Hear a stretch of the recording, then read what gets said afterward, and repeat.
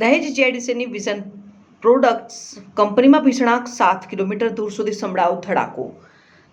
દહેજ જીઆઈડીસી વિસ્તારમાં આવેલી વિઝન પ્રોડક્ટ્સ પ્રાઇવેટ લિમિટેડ કંપનીમાં એક મોટો અને ગંભીર અકસ્માત સર્જાયો હોવાના સમાચાર સામે આવ્યા છે.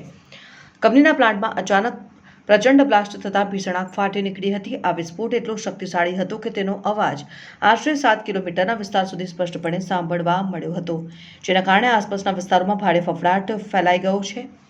પ્રાથમિક આશંકાઓ અને પ્રત્યક્ષદર્શીઓના જણાવ્યા અનુસાર કંપનીના પરિસરમાં રાખવામાં આવેલા સોલ્વન્ટના ડ્રમમાં કોઈ કારણોસર બ્લાસ્ટ થયો હતો, જેણે જોતજોતામાં વિકરાળ સ્વરૂપ ધારણ કરી લીધું હતું. ધુમાડાના કોટેકોટા દૂર દૂર સુધી નજરે પડ્યા.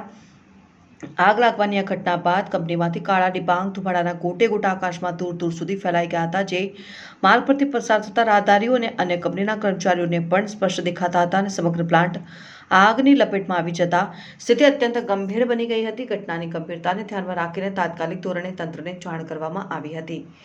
માહિતી મળતા દહેજ અને આસપાસના વિસ્તારમાંથી 7થી વધુ ફાયર બ્રિગેડની ટીમો તાત્કાલિક ઘટના સ્થળે દોડી આવી હતી. ફાયર જવાનો દ્વારા આગ ઉપર કાબુ મેળવવા માટે પાણી અને સ્પેશિયલ ફોર્મનો સતત મારો ચલાવવામાં આવી રહ્યો છે. તંત્ર અને પોલીસ કાફલો ઘટના સ્થળે સક્રિય. આ આગની દુર્ઘટનાની જાણ થતાં જ ઇન્ડસ્ટ્રીયલ સેફ્ટી એન્ડ હેલ્થ વિભાગના ઉચ્ચ અધિકારીઓ, સ્થાનિક પોલીસ તેમજ વહીવટીતંત્રની ટીમો પણ તાત્કાલિક ઘટના સ્થળે પહોંચી ગઈ હતી.